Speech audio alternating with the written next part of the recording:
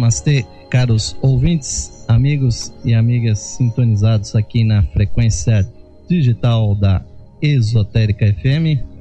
Como sempre, uma satisfação estarmos aqui iniciando mais um programa Lux Esotérica. E como sempre, vamos dar início a esse programa recitando o mantra da vida una para trazer as influências dos grandes mestres da grande fraternidade branca para esse trabalho. Então cerramos os nossos olhos, procuramos uma conexão com o nosso ser interno e procuramos internalizar e compreender o sentido dessas palavras. Ó vida oculta que vibras em cada átomo, ó luz oculta que brilhas em cada criatura, ó amor oculto que tudo abrange na unidade, saiba todo aquele que se sente uno contigo que ele é, por isso mesmo, uno com todos os outros.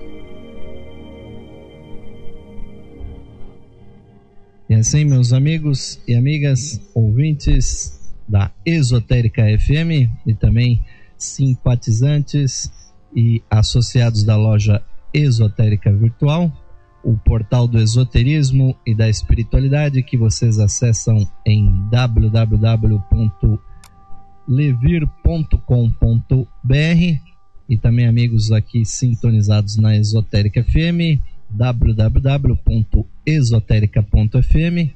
Agradecemos muitíssimo a audiência para essa série de programas Lux Esotérica, que tem como objetivo trazer para vocês estudos continuados de esoterismo, de ocultismo, de teosofia e todos os assuntos relacionados com a espiritualidade humana.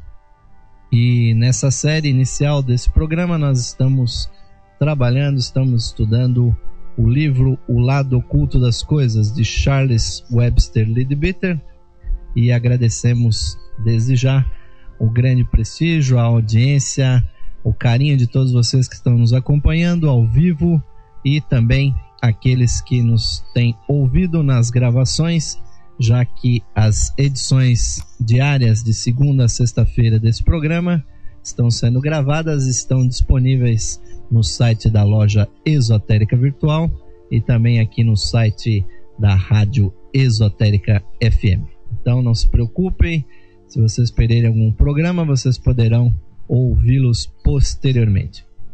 E dando início aqui ao assunto de hoje, nós vamos continuar aqui a temática do livro de Charles Webster Leadbeater, O Lado Oculto das Coisas, trazendo informações sobre todas as tendências, todas as influências, as radiações, as energias que acabam atingindo o ser humano. E chegamos aqui num tópico desse livro que vai nos falar sobre o ambiente natural, sobre as rochas, as árvores e também os tipos, né, de seres da natureza, os animais, chegando até as influências humanas. E esse tópico é muito importante porque a gente sabe que o ser humano não pode ser separado da natureza. Nós não somos uma criação especial, nós não somos nem maiores nem superiores à própria natureza, mas a humanidade pertence a um ecossistema que inclui a humanidade, inclui os animais, inclui os vegetais e os reinos inferiores, quer sejam o reino mineral ou quer sejam o próprio reino elemental. Todos eles fazem parte de um grande ecossistema que avança também para o lado espiritual. Realmente a espiritualidade também faz parte da natureza. E nós temos que nos pautar como ocultistas, como esoteristas, pelo princípio que nos foi ensinado pelos grandes mestres herméticos, os grandes mestres do Oriente, aonde existe o grande princípio da unidade da vida.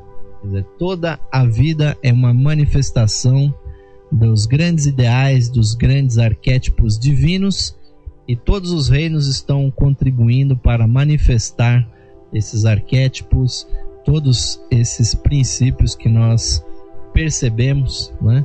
E que independem em muito do próprio ser humano, né? Nós imaginamos sermos seres especiais na criação, mas não é bem assim. O ser humano, ele é apenas um estágio dentro do processo evolutivo.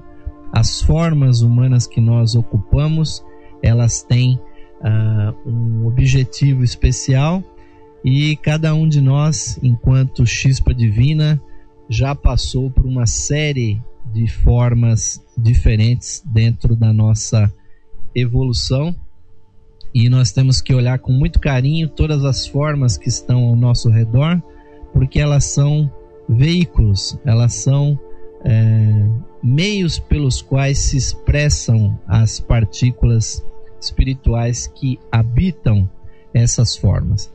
E o meio natural, ele é uma das expressões mais claras da profundidade, da extensão do poder da mente divina. Como nos informa os princípios herméticos, o universo é mental. Quer dizer, antes da existência material existiram os pensamentos, existiram os impulsos conscientes que idealizaram aquilo que acontece hoje na matéria. Na verdade, jamais haverá uma novidade na matéria a não ser aquela que já foi ideada na grande mente cósmica, em Mahat, a grande mente que conteve inicialmente todos os arquétipos, e aí esses arquétipos vão sendo comunicados para a natureza através da hierarquia divina, na qual nós também fazemos parte, né? Naturalmente que o ser humano, ele tem uma posição especial dentro da economia do universo, e os primeiros seres que conduzem esses arquétipos, esses grandes ideais, são aqueles 7 espíritos diante do trono da divindade, diante do trono de Deus, e que são os emanadores dos 7 grandes raios, são os 7 grandes emanadores das influências dos planetas sagrados da astrologia, são aqueles que realmente matizam com as suas cores os 7 raios e naturalmente a cada um de nós. Enquanto chispas divinas, cada um de nós tem uma coloração que veio de um dos 7 grandes espíritos diante do grande fulgor da divindade. E abaixo desses 7 se seguem as hostes arcangélicas, aquilo que no Oriente são chamados de Dayan Shohans, ou os grandes senhores da luz, que vão trazer, né, os grandes arcanjos, e as suas hostes trazem esses ideais até planos mais densos, chegando até aquela classe de ser que nós chamamos de anjo. E existe uma multiplicidade muito maior de anjos do que nós podemos imaginar. Os hindus mencionam que existiriam 300 milhões de anjos, de deuses, para cada ser humano. Então, quer isso seja um exagero ou não, com certeza existem muito mais seres no plano invisível do que no plano objetivo, onde nós nos encontramos agora. E são esses seres, realmente os anjos e os espíritos da natureza, é que praticamente encarnam no meio natural os grandes arquétipos da beleza, da harmonia, que desenvolvem realmente a evolução. Então nós temos uma dívida muito grande para com esses seres, porque são eles realmente que estão transformando esse planeta nessa grande multiplicidade de seres, em toda essa beleza que vai se descortinando diante dos nossos olhos. E também, por outro lado, quando nós vemos que os os anjos e os arcanjos se retiram de uma região do planeta, essa região se torna desértica, se torna sem vida, sem vegetação, sem fauna, sem flora. Então ela se torna estéril. Então é lamentável que em certos locais desse planeta, onde outrora já houve uma pujante vida material, né, com muita vida natural, e ali estava também o próprio ser humano, hoje são verdadeiros desertos. Quando nós vemos no Oriente Distante, na região do deserto de Gobi, ali na verdade se estendia um grande oceano naquela região, e ali havia ilhas com um maravilhoso clima, e muitas cidades espirituais existiam lá. E isso no plano material. Só restou naquela região aquela cidade sagrada que perdura ainda nos planos espirituais, que é a sagrada cidade santa de Shambhala. Shambhala, que é onde promana todo o poder da grande fraternidade branca nesse planeta, e todos os espiritualistas que estão despertos nesse planeta voltam a sua face para o Oriente, buscando aquela estrela da iniciação que brilha permanentemente no coração de Shambhala, a grande cidade do Rei do Mundo, aquele que é o único e verdadeiro iniciador de todos os verdadeiros mestres e discípulos desse planeta. E de lá também emanam grandes arquétipos que devem ser corporificados dentro da natureza. E quando nós apreciamos países com uma fauna e uma flora tão exuberante quanto o Brasil, como na África, como certos locais da Ásia, outrora também na Europa, mas hoje muito já devastada, e nas Américas, na verdade o que nós estamos vendo ali é a obra dos anjos que comandam hostes de miríades de espíritos da natureza. Espíritos da natureza que são os gnomos, as sílfides, toda uma hoste, uma pleiade de seres que envolvem as fadas, os trolls e toda uma sequência, uma hierarquia de seres que são comandados diretamente pelos anjos, e são os anjos que conhecem verdadeiramente o que deve ser desenvolvido, e os espíritos da natureza trabalham os 4 elementos, né, para que essas ideias se corporifiquem. Daí então que a influência que o ambiente natural tem sobre o ser humano, ela é enorme.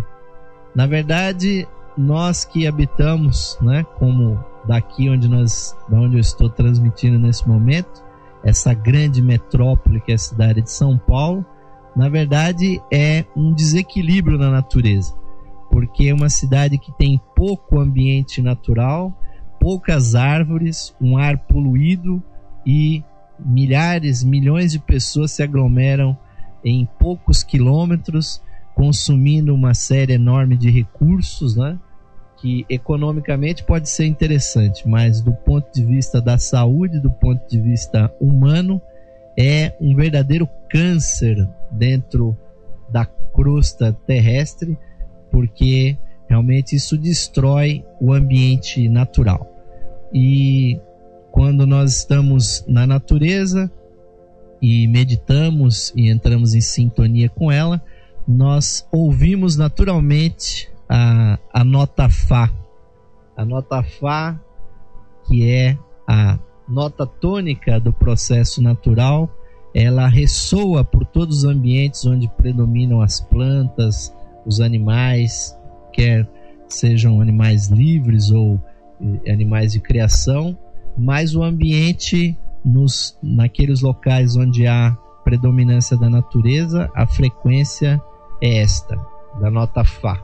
Mas nesses ambientes que não são naturais, onde as construções de bloco, de cimento, de concreto, e todo o processo de energização, de eletrificação que acontece, faz com que nós sintamos uma outra nota. As pessoas que moram nos grandes centros, e hoje o Brasil vai se enchendo de grandes cidades que se espalham por todo o país. Inclusive foi uma grata satisfação uma recente viagem noturna de avião que eu fiz, passando sobre o estado de São Paulo em direção ao estado do Mato Grosso do Sul. É muito interessante que dentro daquela altura, né, de cerca de 10 mil, 11 mil metros de altitude, você consegue perceber muito claramente que a cada 20, 30 quilômetros, né, isso viajando à noite, você percebe grandes clarões que são exatamente as cidades com 50, 100 mil. Há muitas cidades no estado de São Paulo, em outros estados do Brasil, com mais de 300, 400, 500 mil habitantes. São verdadeiras já megalópolis, né? E nesse ambiente a nota tônica é diferente, meus amigos, minhas amigas. Ali você, ao meditar, você ouve uma nota diferente daquela que ressoa naturalmente no ambiente natural, que é a nota Si, que é uma nota muito mais alta, e isso acaba levando as pessoas para um nível que, obviamente, o nosso corpo ainda não está preparado para vibrar nesse nível. E essa nota Si, ela acaba acontecendo, acaba sendo ouvida, né, pelos nossos sentidos internos, devido principalmente à energia elétrica, todos os processos eletromagnéticos, os motores, computadores, mecanismos que são ligados e eletrificados, e também a própria falta de árvores, de gramados, de ambientes naturais. Então fica tudo alterado, e isso também se reflete numa outra questão. Uma questão que é aquela que as pessoas percebem que a vida fica muito mais agitada, o coração bate mais intensamente, com mais batidas, a pessoa fica mais elétrica, já não respeita mais aquele processo natural do próprio amanhecer e do anoitecer, porque o nosso cérebro é uma decorrência da evolução animal, né? Então, para se ter uma ideia, o nosso cérebro ele só consegue produzir a sua química, né, os seus neurotransmissores, quando nós estamos com os olhos fechados ou no escuro. Daí que realmente todos os animais, quando o sol se põe, os animais se recolhem e vão repousar, diminuem a sua atividade, com exceção de alguns poucos que fazem o inverso, mas a maioria dos animais repousa durante a noite, e o ser humano também tem essa característica. Nós precisamos de um ambiente calmo, de um ambiente sem muita iluminação, para que o nosso cérebro possa se recuperar, para que ele possa processar o alimento e fazer a limpeza do corpo, e também redistribuir a vitalidade que nós estávamos estudando no dia de ontem. E nós vemos que o homem urbano ele relega isso para um segundo plano, e através da luz artificial, da luz elétrica incandescente, nós iluminamos, por assim dizer, os nossos ambientes, as ruas, as nossas casas, e nós ficamos acordados durante a noite. E entre esses eu me incluo também, porque a minha jornada de trabalho se estende normalmente pela noite e pela madrugada. E isso não é saudável, nós podemos ver no comportamento das pessoas, porque elas reclamam que não estão tendo mais tempo para fazer as coisas, que atualmente o tempo passa de uma forma mais rápida, que elas não conseguem vencer a quantidade de compromissos, né? E isso tudo tem a ver com isso que nós estamos comentando. Ou seja, na verdade nós estamos desconectados com o nosso relógio biológico e o nosso relógio está desconectado com os princípios da natureza.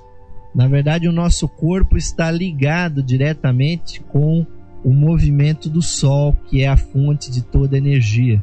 Então, a cada 2 horas, dependendo a posição do Sol, o nosso organismo tem a ativação de certos grupos de glândulas, de certos aspectos do funcionamento do corpo. E quando nós ignoramos isso, nós temos doenças relacionadas a essa desconexão, nós temos um estresse muito maior, nós temos essa dificuldade às vezes de nos lembrar das coisas, principalmente devido à falta de sono, que nós já comentamos nos dias anteriores. A pessoa que não dorme um número conveniente de horas, o cérebro não consegue fabricar todos os seus neurotransmissores, que só são, essa química cerebral só é feita durante o sono e durante períodos onde a pessoa está na escuridão ou com pouca luz, e aí que a pessoa realmente tem menos neurotransmissores para fixar a informação, e aí realmente tem dificuldades de pensar. E essa questão de que aparentemente o tempo está correndo mais rápido, isso realmente é totalmente aparente, né?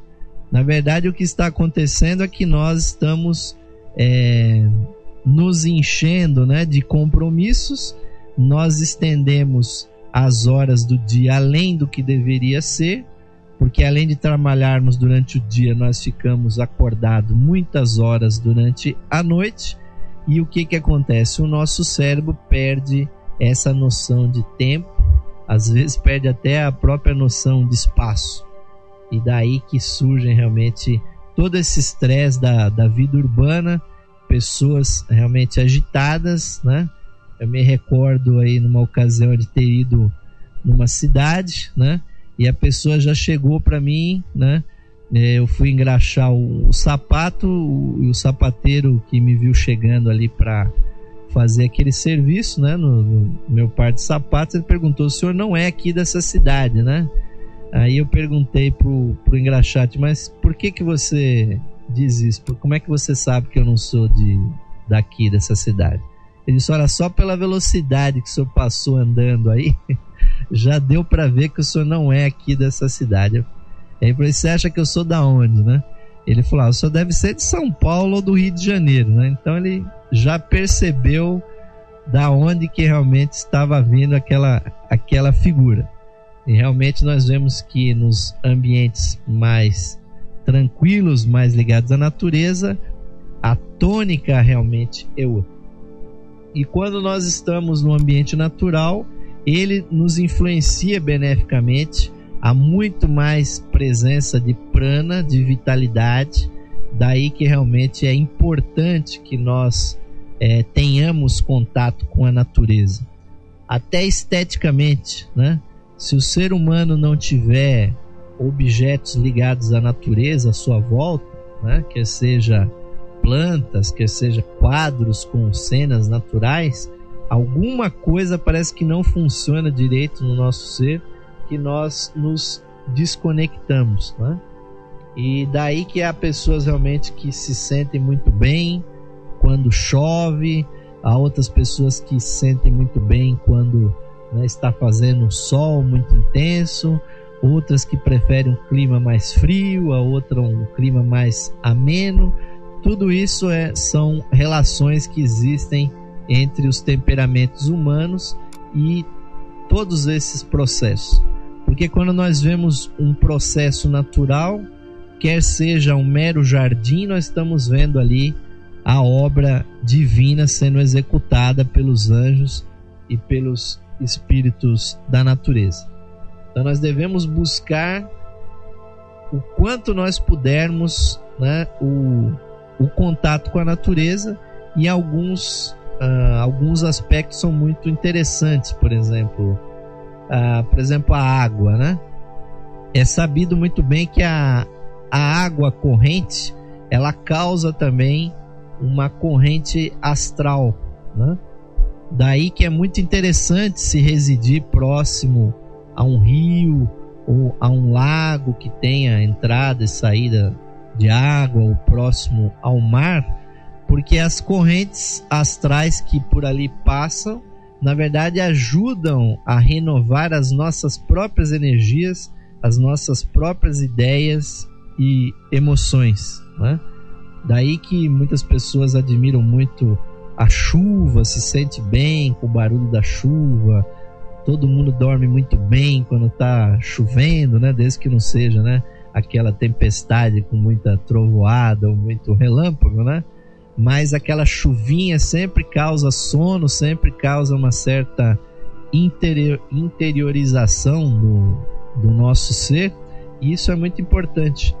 Então, viver próximo à água corrente, é alguma coisa aconselhável, né? Ou então, se for possível, criar um ambiente assim na nossa casa, ter ali algum objeto de Feng Shui ou algum adorno onde haja a água corrente, para que haja uma movimentação do astral, porque muitas vezes nós não conseguimos evoluir, não conseguimos mudar as nossas emoções ou as nossas sensações, porque nós ficamos numa mesmice daquelas vibrações que estão no ambiente, que nós vamos carregando cada vez mais essas vibrações, e não há nada que naturalmente modifique isso. Daí que é importante, daí que é saudável, inclusive estar em contato, né, com esses ambientes, né? Daí é importante viajar, conhecer outros locais, né? A medicina antiga fazia isso, recomendava que a pessoa fizesse uma viagem, fizesse, né, uma turnê qualquer para realmente mudar a sua vibração. Outros elementos naturais que nos influenciam muito são as rochas, né? Porque as rochas, elas são os verdadeiros mestres ali daquele reino mineral. Obviamente que todo mundo gosta, né, das pedras preciosas, né? Preciosas ou semi-preciosas, mas todas as rochas, elas têm realmente influência sobre o nosso ser. Daí que é muito interessante fazer caminhadas nas montanhas, fazer caminhadas nos ambientes naturais, para entrar em contato com essas vibrações. E aqueles que quiserem ter pedras, terem rochas na sua casa, é bom que façam um estudo prévio de que influências que essas rochas trazem, porque há todo tipo de influência. Há influências positivas, negativas, neutralizantes, há pedras que são excitantes, outras que são tranquilizadoras. Há pessoas que usam, né, as pedras consigo, né, quer seja na forma de uma joia, quer seja de um pingente, né. Esse é um conhecimento oculto muito antigo, né? Como, por exemplo, nós vemos no uso dos anéis, né?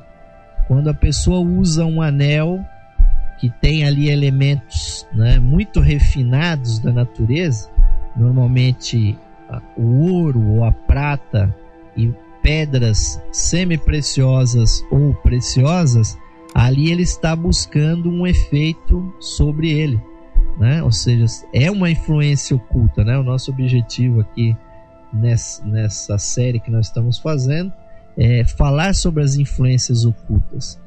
Então, cada um dos nossos dedos tem uma ligação com aspectos planetários, né? E um anel utilizado em um dedo ou no outro vai trazer influências diferentes. Agora, de uma forma geral, quando nós utilizamos um anel que tem uma pedra preciosa, essa pedra ela interage com o nosso campo áurico e aumenta uma certa cor dentro da nossa aura. Daí que há pedras que são altamente protetoras, como a ametista, há pedras que são altamente excitantes ou pedras que dão força de vontade e realmente animam a pessoa ao trabalho, para que elas sejam mais ativas. Isso é o caso do diamante e de outras pedras brancas, né?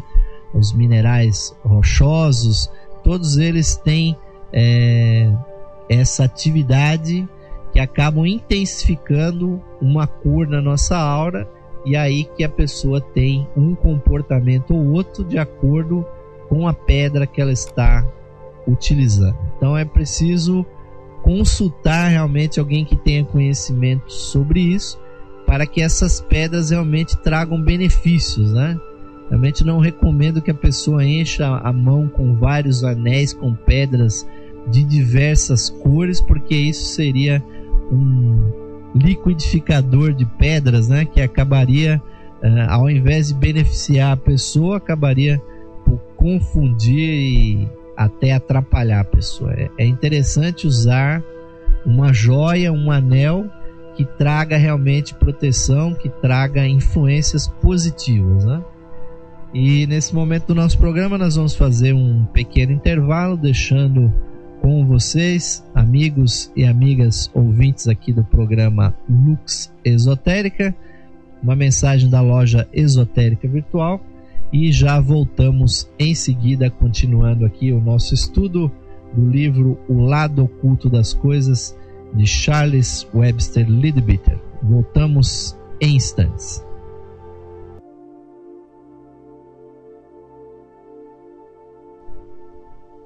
Retornamos ao vivo, caros amigos e amigas ouvintes, simpatizantes e associados da loja Esotérica Virtual, também nossos amigos ouvintes aqui da Esotérica FM que estão nos acompanhando ao vivo, e a você também que está nos acompanhando pelas gravações nos sites, tanto da loja Esotérica Virtual, aliás, da loja Esotérica Virtual e da rádio Esotérica FM.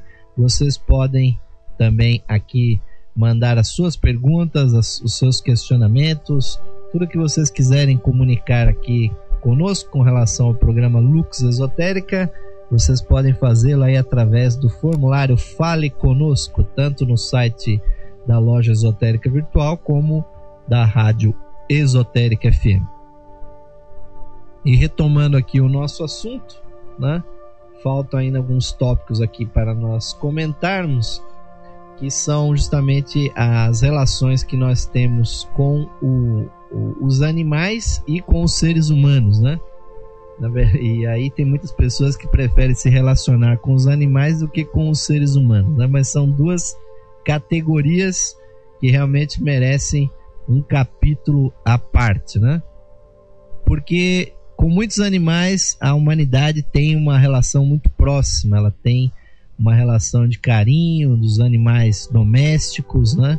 E isso é muito interessante, principalmente para os animais, né? A influência não é tanto sobre nós humanos, mas é ótimo para os animais, porque nós somos os mestres espirituais dos animais, meus amigos.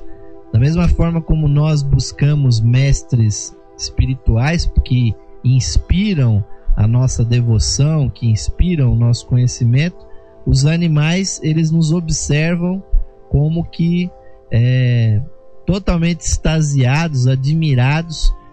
O que é que o ser humano faz que ele às vezes se entretém com coisas que para eles são inimagináveis, como nós construímos, como nós somos seres que estudamos, que conversamos, que temos esse poder da linguagem. Tudo isso é uma inspiração muito grande para os animais. E nós temos que imaginar e sempre manter em mente que em todo o reino animal, em todos os seres que têm uma consciência individualizada, né, ou uma consciência coletiva, no caso da maior parte dos animais, eles têm uma alma coletiva, né? ou seja, uma chispa divina, ela anima uma alma coletiva que abarca dezenas de cães ou centenas de animais de qualquer espécie, né? É diferente. A diferença que existe entre o ser humano e o animal é que nós já passamos, enquanto espíritos, enquanto chispas divinas, por aquele processo de pertencermos a uma alma coletiva. Na verdade, cada alma humana individual, ela é o resultado de uma série muito grande de experiências que nós tivemos no reino animal através da evolução. E é por isso que o ser humano ele é tão complexo como ele é, e como é que nós temos tantos impulsos inatos, né? Que dos animais a gente comenta que os animais têm instinto, né? O ser humano também tem instinto, né? Se nós pegarmos uma criança com um dia de vida e nós colocarmos uma colher de açúcar na boca dessa criança, ela engole esse açúcar, né? E o que é isso? É instinto. Isso acontece desde uma bactéria, desde uma célula, né? Ou um ser, né? Minúsculo, né? Unicelular. Se você coloca um montinho de sal, um montinho de açúcar, e esse ser unicelular, essa ameba, ele se desloca para um monte de açúcar, porque o açúcar é vida, é energia, é benéfico para aquele ser, como é benéfico também para nós. Por que a criança já sabe distinguir o que é bom, o que é ruim no seu paladar, sem ter tido experiência? Isso é, na verdade, um instinto que é, inclusive, genético, né? Já está impregnado.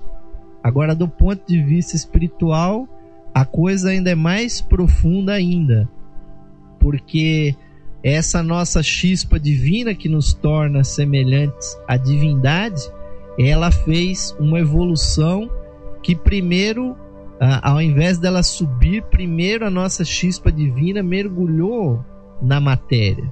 Primeiro a nossa chispa divina se embrenhou, né, naqueles reinos invisíveis que são chamados os reinos elementais, né?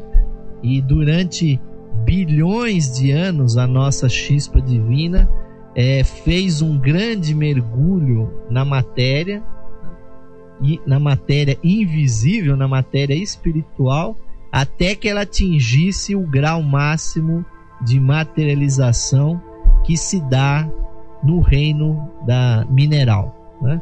O mineral, ele é o ponto mais baixo, o ponto mais denso de toda a evolução, e mesmo assim nós vemos que ali a vida pulsa. Nós vemos que os elementos químicos, eles tentam manifestar suas peculiaridades, eles tentam se melhorar. Nós vemos que o carbono pressionado por bilhões de toneladas, ele se transforma em diamantes. Nós vemos que o mental dentro dos grandes filões rochosos se torna em fontes auríferas, né?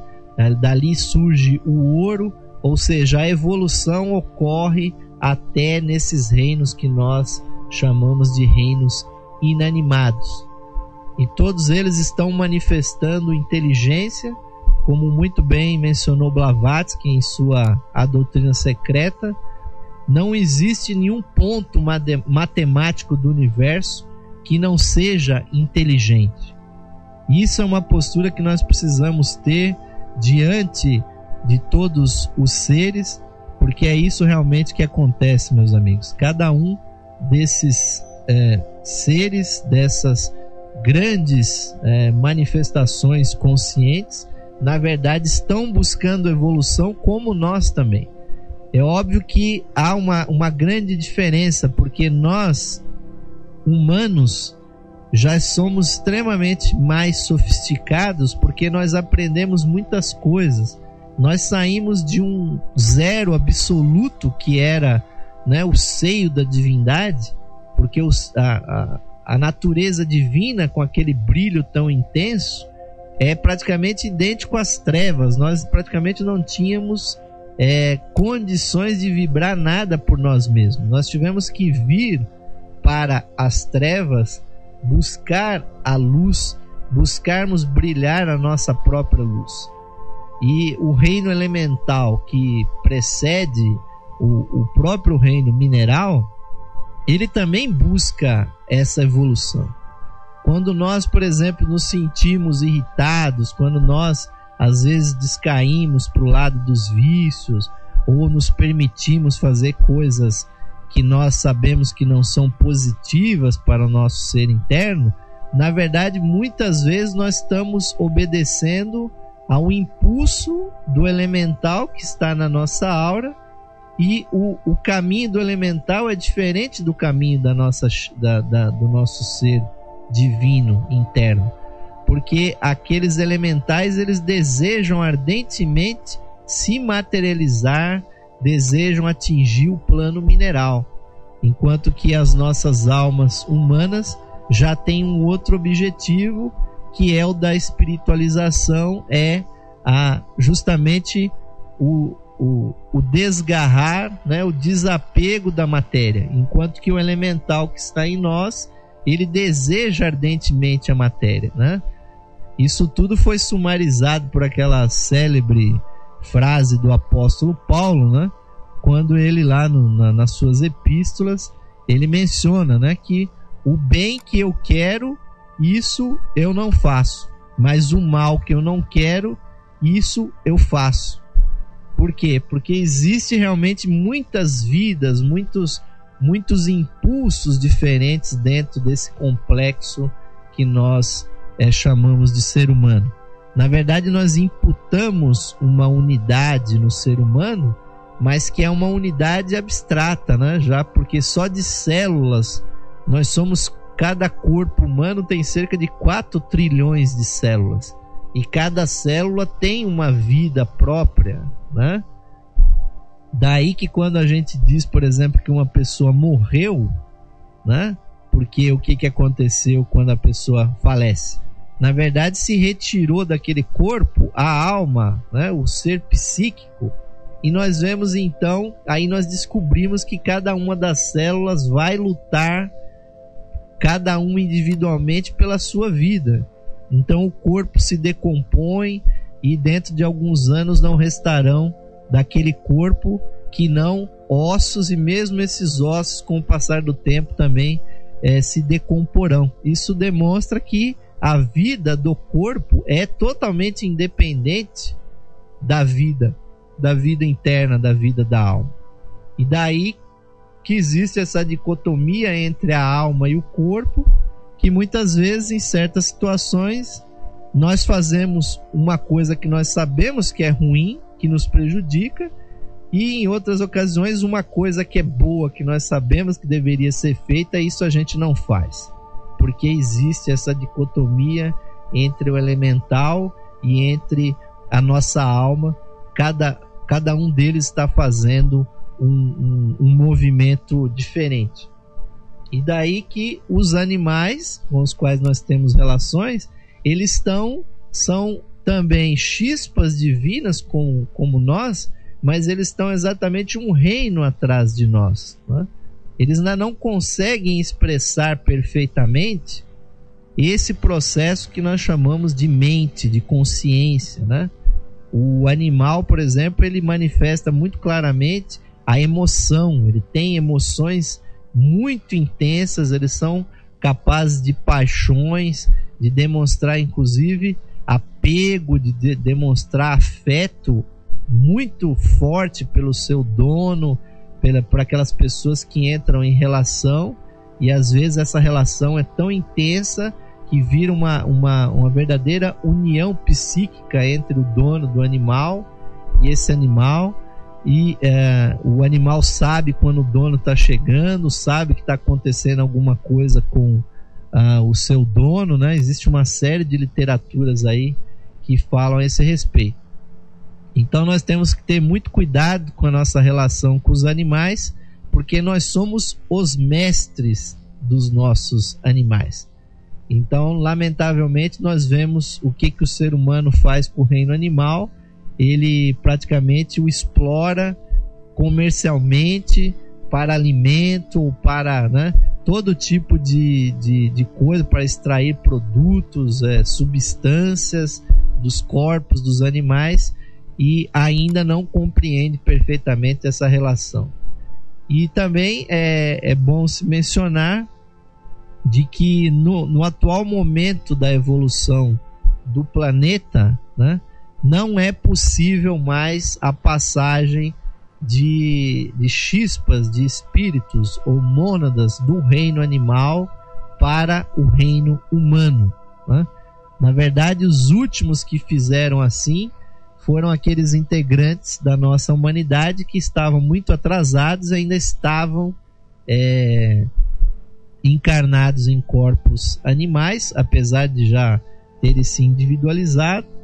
E aí que realmente, para que pudesse haver a encarnação, né, de um novo ser humano recém-saído do reino animal, o primeiro grupo humano que ele deveria habitar, obviamente que teria que ser algo muito básico, né? Então teria que ser uma tribo indígena, teria que ser os aborígenes ou aquelas comunidades que estariam diretamente ligadas com a natureza, vivendo uma vida muito básica, né? E daí também que não adianta nós também tentarmos fazer o extermínio dessas comunidades, porque elas existem, porque existem seres humanos que precisam desse tipo de experiência, né? Nós vimos aí a colonização das Américas, é realmente um exemplo disso, né? Quantos e quantos milhões de, né, aborígenes, de silvícolas, todas as comunidades indígenas das Américas foram praticamente totalmente dizimadas, né? Se existe algum traço atualmente, isso é muito pouco. Mas como nós percebemos que existe a reencarnação das almas, nós vemos que essas pessoas ainda reencarnam nas mesmas comunidades e aí acabam formando aquilo que nós chamamos das periferias violentas. Daí que nós temos grandes centros urbanos hoje, que apesar de serem civilizados, apesar de serem organizados com governo, com polícia, com todos os serviços sociais, mas são ainda comunidades violentas, comunidades onde há muitos assassinatos, muitas paixões inferiores. Então, realmente, aquele extermínio que foi feito durante a colonização, ele retorna atualmente com a nossa situação urbana, com as periferias e com as cidades extremamente violentas, onde nós não temos realmente uma segurança pública, né?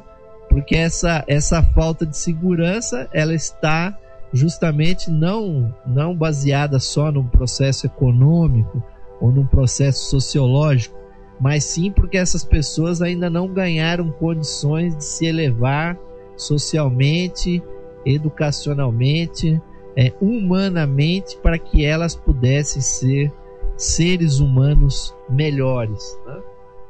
Então todas as relações que nós temos com os animais devem ser muito bem pensadas, porque só existem 3 maneiras, né?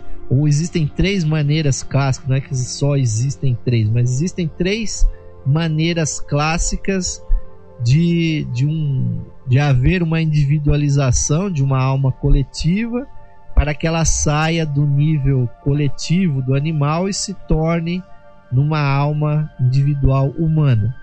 Ou é pelo amor, ou é pela inteligência, ou é pelo ódio.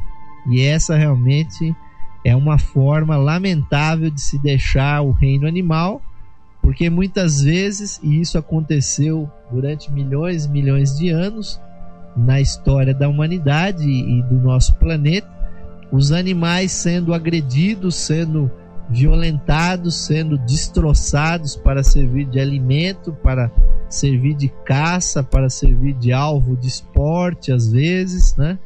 O que acontece? O animal ele acaba usando a sua emoção, que é muito intensa, para desenvolver um ódio, uma aversão, né? É normal no reino animal que os animais se afastem do ser humano, porque eles sabem que nós somos seres muito perigosos para eles. Então, aconteceram, quando isso foi possível, muitos animais vieram para o reino humano através do ódio, né? Quando o mais adequado é que eles tivessem vindo para o reino humano através do amor, da afeição pelos seus donos.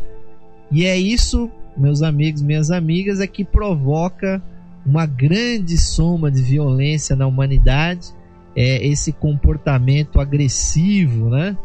Que naturalmente vem desde a época dos dinossauros, né? Aqueles dinossauros não foram extintos, eles estão aqui dentro de nós, dentro do nosso cérebro, lá no nosso complexo reptiliano, né? Aqueles comportamentos extremamente agressivos do reino animal e que nós não sabemos tratar, nós não sabemos como fragilizá-los, ou não sabemos como suavizá-los.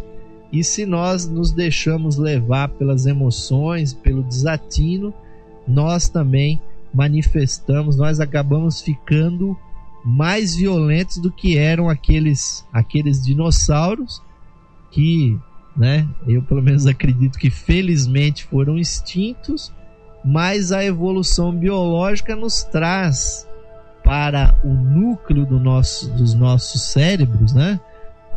Como bem citou lá no seu livro Os Dragões do Éden, né? O grande astrônomo Carl Sagan, né? Os dragões do Éden, na verdade, estão aqui dentro do nosso cérebro. Qualquer dia desse nós vamos comentar até sobre certas passagens bíblicas tal que falam sobre isso, né? Na verdade, o perigo não está lá fora, o perigo está aqui dentro de nós, porque aquele animal violento, ele mora dentro do nosso ser. E no programa de amanhã, sexta-feira, nós vamos comentar aí sobre as relações humanas, né? Como que os diversos tipos de seres humanos nos influenciam, como as diversas civilizações ou raças humanas passaram por estágios diferentes de evolução, e como na humanidade hoje nós temos estratos, né, que variam muitíssimo e que realmente nos afetam, e cada um de nós, na verdade, está num desses estágios, né? Cada um de nós pertence a uma grande raça, a uma grande civilização, se não fisicamente, pelo menos psicologicamente, mentalmente e emocionalmente, se não fisicamente também.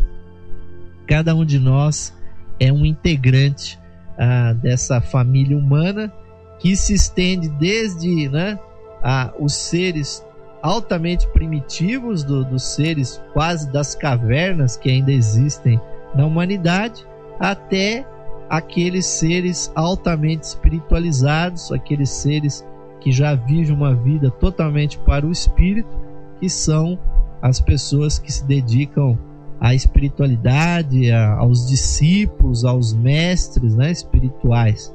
Então há um grande leque aí, uma paleta de semitons que varia desde o selvagem até o mestre espiritual, ou como comentou o grande, né, Carl Gustav Jung, né? O problema da humanidade é que existe uma diferença evolutiva entre as pessoas nesse planeta de cerca de 20 mil anos, né? Porque há pessoas vivendo ainda na época das pedras ainda, né? Homens das cavernas, e há pessoas hoje vivendo já da sua mente, do seu espírito, que vive uma vida para a beleza, para a estética, para a ética, para o conhecimento, e alguns poucos também já vivem até para a espiritualidade. Então, sumarizando aí a nossa mensagem de hoje, nós temos uma relação muito forte com a natureza, né?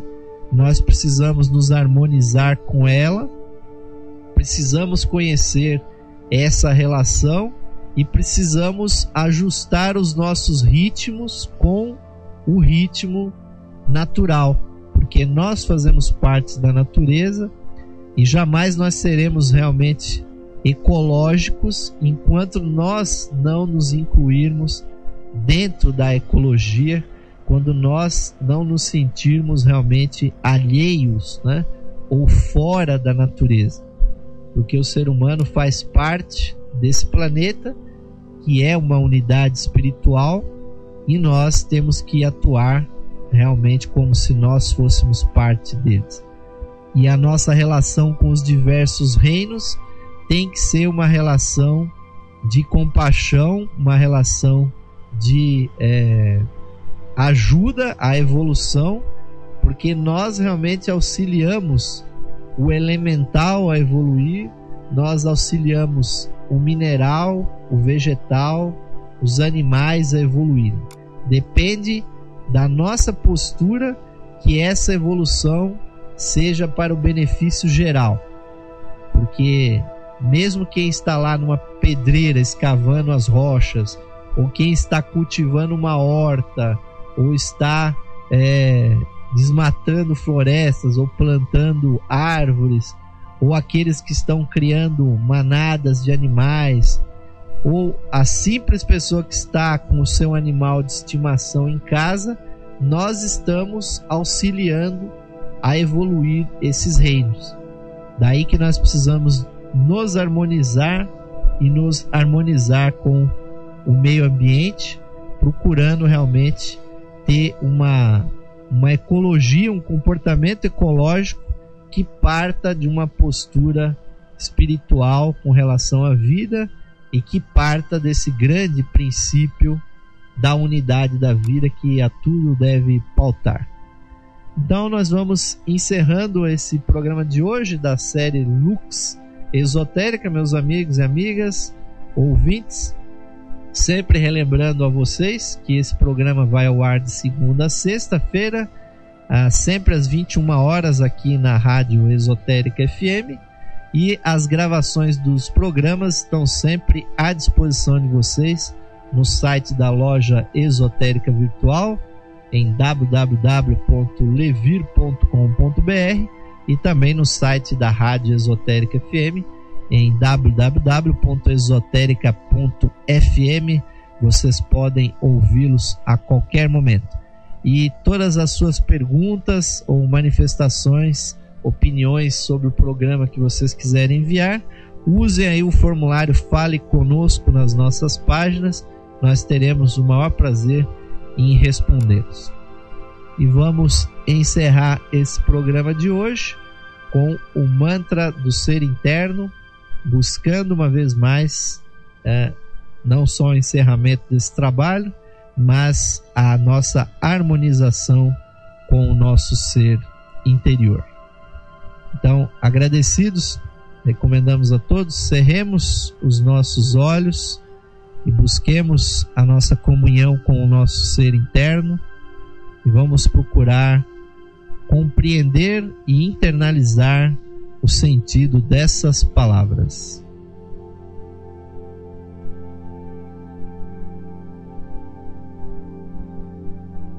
Mais radiante do que o sol, mais puro que a neve e mais sutil que o éter,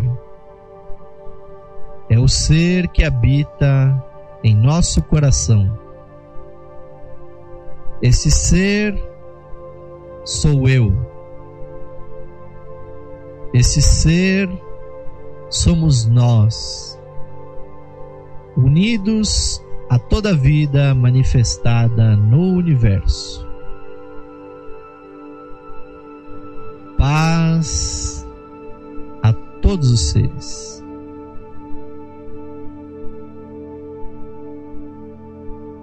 Muito obrigado, meus amigos, minhas amigas.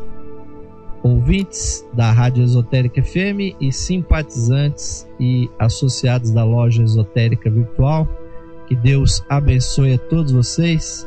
Desejo a todos um ótimo final de noite, um bom repouso e que nós possamos nos encontrar amanhã e nas próximas oportunidades aqui no programa Lux Esotérica, que vai ao ar de segunda a sexta-feira às 21 horas aqui na Rádio Esotérica FM, onde vocês encontram música e sabedoria para a sua alma.